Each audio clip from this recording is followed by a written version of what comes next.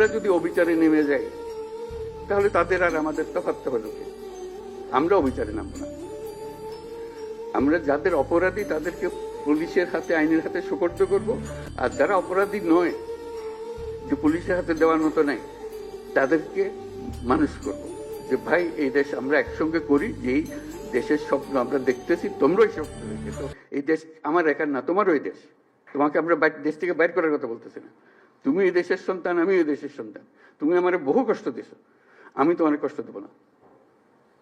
আমরা একযোগে যত তাড়াতাড়ি পারি এটা একটা সুন্দর দেশ বানাবো। এই অর্থে আসতে হবে, তো আমাদেরকে বোঝাপড়াতে আসতে হবে। সেই বোঝাপড়াটা তোমাদের থেকে শুরু হতে হবে। সরকারি পর্যায়ে বোঝাপড়া হয় না। কাজেই সেই জিনিসটা দেখো, যারা অপরাধী তাদের অবশ্যই বিচার করতে হবে, যারা অপরাধী নয় তাদেরকে সৎ পথে নিয়ে আসতে হবে আমাদেরকে এই দেশে থাকার জন্য।